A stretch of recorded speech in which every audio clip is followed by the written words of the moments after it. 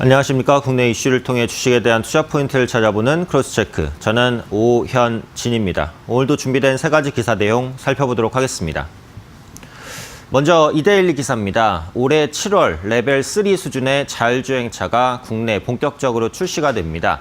하지만 그에 따른 우려감도 있죠. 일단 사고가 났을 때 운전자의 실수인지 아니면 차량 기기의 결함인지를 판단하기가 어렵다라는 겁니다. 때문에 보험사들이 그 보험료 선정에 어려움을 겪고 있어서 후불 보험제까지 검토하고 있다라는 내용인데요. 올해 자율주행차 출시에 따른 보험사의 변화들 살펴보도록 하겠습니다. 두 번째 이데일리 기사입니다. 최근에 코스닥 시장의 강세가 눈에 띄게 나타나고 있습니다. 그래서 코스피 대비 저평가 매력도 부각되면서 앞으로도 코스닥 시장의 상대적인 강세 이어갈 것으로 보여지고 있는데요. 성장주 위주로 순환매가 들어오면서 개인 투자자는 데이터 3법 통과 수혜주 그리고 수소차 테마주를 담는 모습들 나타났습니다. 코스닥 시장의 순환매 살펴보도록 하겠습니다. 마지막 한국경제의 기사입니다. IPO 시장 얘기인데요. 작년 같은 경우에는 IPO 시장 대여가 부재한 상황에서 상당히 부진한 모습들을 보였는데 올해 같은 경우 상장이 예정되어 있는 대형 기업들 SK바이오팜이나 바디프렌드 같은 기업들이 상장할 것으로 보여지면서 IPO 시장의 분위기가 바뀔 것으로 보여집니다. 마지막 이슈로 살펴보겠습니다.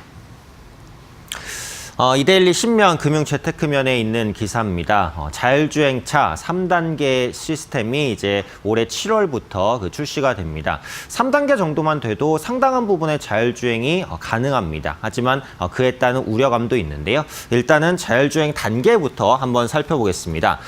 자율주행 단계를 보시면 5단계로 나눠져 있습니다. 레벨 0부터 레벨 5까지. 레벨 0는 자율주행 기능이 아예 없는 상태고요. 레벨 5는 사람의 개입이 아예 없이 기계가 100% 작동을 하는 완전한 자율주행차 상태입니다. 올해 7월에 출시될 것으로 예상되는 것은 이 레벨 3, 그러니까 중간 단계 정도 되는 자율주행차라고 볼 수 있겠죠. 그래서 특정한 조건 하에서 운전자가 시스템에 차량 제어권을 이전할 수 있지만 운전자는 항상 제어권을 회수할 수 있는 상태로 대기해야 하는 단계입니다. 차량이 스스로 이제 차 간의 간격 조정이라든지 고속도로 주행이라든지 차선 유지라든지 이런 부분들은 모두 다 수행할 수 있습니다. 하지만 언제 어디서 돌발 상황이 나타날지 모르죠. 그렇기 때문에 운전자는 이렇게 운전석에 앉아서 돌발 상황이 발생할 때 적어도 브레이크 정도는 작동시킬 수 있는 상태가 돼야 된다는 것이 이 레벨 3단계라고 보시면 되겠습니다. 하지만 자율주행차 출시에 따른 문제점도 있습니다. 일단 사고가 났을 때 복잡한 문제가 생긴다라는 거죠. 앞서 말씀드린 대로 운전자의 책임인지 제조사의 책임인지 따지기가 복잡하다는 겁니다. 그래서 책임 부담에 대한 규정도 미비합니다. 그래서 자율주행차 보험 개발이 본격적으로 이루어지기 어려운 이유라고 보시면 되겠죠. 때문에 현재 자율주행차 관련 보험 법안은 국회에 계류돼 있는 상태고 언제 통과될지 알 수 없는 상태입니다. 법안이 아직 통과되지 않은 상황이어서 법적 근거가 불확실하죠. 그러다 보니까 일단 이전에 그 삼성화재나 현대해상에서 내놓은 그 레벨 3에 대한 시험 연구용 보험이 일반 자율주행차에도 적용될 가능성이 있다는 겁니다. 이 보험의 핵심적인 내용은 이렇습니다. 일단 사고가 나게 되면 사고를 당한 차량에게 100%의 피해 보상을 먼저 합니다. 그 다음에 책임 소재를 따지는 거죠. 운전자 잘못인지 제조사 잘못인지 아니면 통신사 잘못인지를 따져서 구상권을 행사하는 것이 이 법안의 좀 핵심적인 내용이라고 보시면 될 것 같습니다. 추가적으로 자율주행차 사고에 대한 데이터도 충분하지 않다는 점도 보험사의 고민입니다. 그래서 데이터가 부족하게 되면 그 보험료를 산출할 수 있는 근거 자체가 약해질 수밖에 없다라고 보시면 될 것 같죠. 때문에 그 자율주행차가 도입될 경우 자동차 사고를 줄여주는 역할을 할지 아니면은 기계 결함이나 운전자의 주의력 부족을 심화시켜서 사고를 키우는 쪽으로 결과가 나타날지 전혀 알 수가 없다라는 겁니다. 때문에 데이터가 부족한 관계로 보험료를 산정할 때 어느 정도의 보험료가 적정한지를 매길 수가 없다라는 거죠. 그러다 보니까 결국은 일단 보험료 없는 특약 형태의 보험 계약을 체결한 이후에 사고 사고 조사에 따라서 운전자의 책임이 드러날 때 사후적으로 보험료를 청구하는 방식. 결국은 이제 후불제로 그 보험료를 책정할 가능성이 현재로서는 이제 가장 높다라는 겁니다. 물론 이 부분도 확정된 것은 아니고요. 앞으로 보험사 내부에서도 치열한 고민을 할 것으로 보입니다. 앞서 살펴본 대로 자율주행차 시장은 단순하게 자율주행차 기술에 달린 것은 아닙니다. 사고라든지 이런 법적, 기술적인 문제가 발생했을 때 그 부분을 공정하게 배분해서 책임 소재를 물리는 문제도 중요하고요. 또한 도로 인프라를 자율주행차가 달리기 좋은 도로로 만드는 것도 중요합니다. 이런 부분들은 단기간에 이루어지는 것은 아니죠. 굉장히 치열한 논의와 고민과 장시간이 필요합니다. 때문에 올해 7월에 자율주행차가 출시된다고 하더라도 실제로 자율주행차가 도로를 활보하면서 상용화되는 시기는 아무리 빨라도 내후년 이후가 될 것이라고 보셔야 될 것 같습니다. 두 번째 기사 내용 보겠습니다. 이데일리 14면 증권면에 있는 기사입니다. 코스닥 시장의 강세가 눈에 띄게 나타나고 있습니다.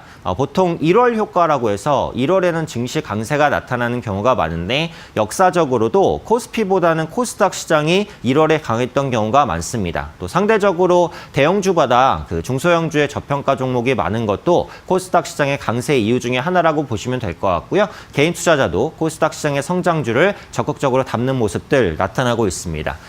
중소형 주요 섹터의 올해 주가 상승률을 한번 보시면요.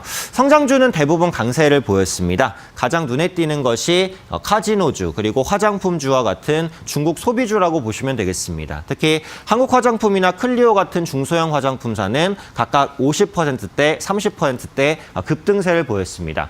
올해 같은 경우 상반기에 시진핑 주석이 방문할 것으로 보여지기 때문에 한한령 해제에 대한 기대감이 화장품주를 밀어올렸다고 보시면 되겠고요. 수소차 관련주도 강했습니다. 정부의 친환경 정책에 대한 드라이브 강화되고 있죠. 현대차의 넥소 좋은 판매량을 보이고 있습니다. 올해 넥소 같은 경우에는 국내 1만 대 판매량을 목표치로 설정하고 있고요. 수소차를 구매하게 됐을 때는 정부가 약 3,500만 원 상당한 금액을 지원해 줍니다. 그래서 정부의 적극적인 육성 정책으로 수소차 관련주도 수혜를 받을 것이다라는 기대감 커지고 있고요. 정부 정책에 대한 수혜가 기대되는 섹터가 또 있습니다. 반도체 장비, 반도체 소재, 줄여서 반도체 소부장 관련주입니다. 소부장 관련된 펀드도 출시되고 있죠. 그래서 이런 부분들이 반도체 관련주에도 꾸준하게 호재로서 작용할 가능성이 높다라고 보고 있고요. 한 가지를 더 추가하자면 이제 데이터 3법 통과 수혜주라고 보시면 될 것 같습니다.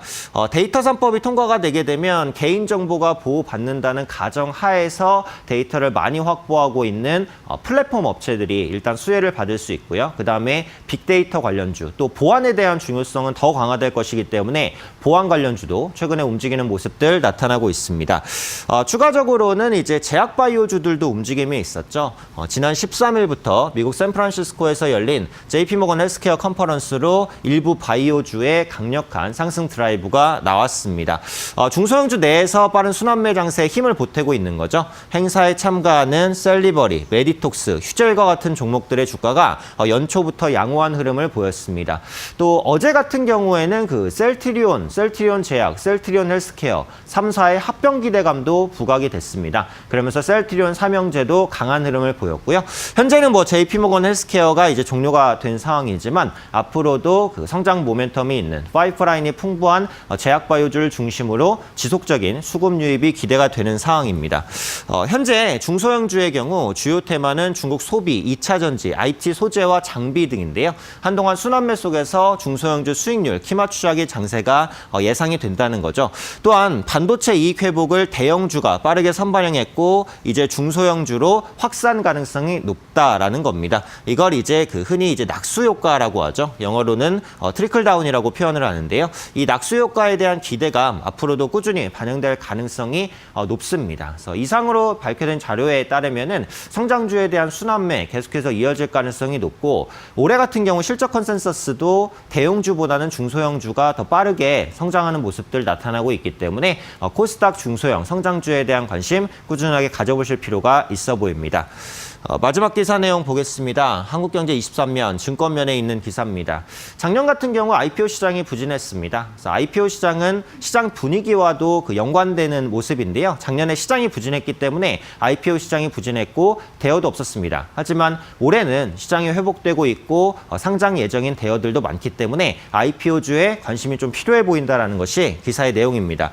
연도별 공모금요를 보시면은 2017년에 7조 9천억대로 정점을 찍었다가 그 다음에는 부진합니다. 2017년에는 넷마블이 상장이 됐습니다. 그러면서 공모주의 분위기가 좀 크게 끌어올려졌었는데 2018년, 19년에는 대여가 없었다라는 거죠. 하지만 올해 같은 경우에는 상황이 다릅니다. 우선 SK바이오폼과 호방건설 올해 상반기 상장이 확정이 됐고요. SK바이오팜은 기업 규모가 무려 5조 원에 이릅니다. 엄청나게 크죠. 그래서 IPO 시점에 크게 주목을 받을 가능성이 높고요. 웹툰이라든지 웹소설로 관심을 갖고 있는 카카오 페이지 역시도 상장에 대한 기대감이 높습니다. 또 국내 안마의자 1위 업체 바디프렌드도 상장 시기를 조율하고 있고요.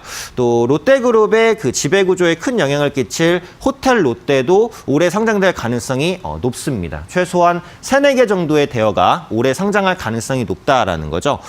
이렇게 대여의 상장이 임박하게 되면 시장 분위기가 반전될 수 있다는 기대가 나옵니다. 그래서 공모 리츠까지 더해지면 올해 공모주 시장은 유례없는 화랑을 맞을 것으로 보여지죠. 그래서 올해 공모주 시장이 화랑을 맞게 될 경우에는 내년 이후 공모를 계획하는 기업들의 IPO 행보를 자극할 가능성도 있다라고 보고 있습니다. 추가적으로 1호 기록을 노리는 공모주도 많다는 것 특징적입니다. 그래서 올해 1호나 최대 기록을 노리는 공모 기업도 다수 대기 중이죠. 교촌치킨은 올해 유가증권 시장 입성을 계획하고 있습니다. 성사된다면 프랜차이즈 기업이 처음으로 직상장하는 사례가 될 것으로 보이고요. 국내 1위 부동산 자산운용사인 이지스 자산운용은 이르면 연내나 내년 상반기 중에 유가증권 시장 상장을 계획하고 있습니다. 자산운용자가 상장하는 최초 사례가 될 수 있습니다. 1호라든지 최대라는 타이틀은 기사로도 많이 나오는 타이틀입니다. 역시 IPO 시장에 대한 관심이 높아질 수 있는 이유가 되겠죠. 그래서 올해 상반기에 IPO 일정이 있는 종목군들을 검색해 보시고 공모주 투자에 참여해 보시는 것도 괜찮은 방법이 아닐까 싶고요. 간접적으로는 공모주 펀드에 대한 관심을 가지시는 것도 괜찮겠다라고 판단하고 있습니다. 네, 금일 준비된 기사 내용 모두 살펴보았습니다. 간밤의 미증시는 양호한 고용지표 그리고 기업 실적 호조 등에 힘입어서 상승 마감하는 모습이었습니다. 트럼프 대통령도 다우지수의 3만 돌파를 공언하고 있는 모습이기 때문에 이런 온기가 오늘 국내 시장에도 상승세를 만들어낼 것으로 보입니다. 다만 주말을 앞두고 있는 시점이기 때문에 단기간에 급등하는 종목은 한 번 정도 매도하고 가시는 것도 좋은 전략이 아닐까 생각됩니다. 이상으로 크로스체크 오현진이었습니다.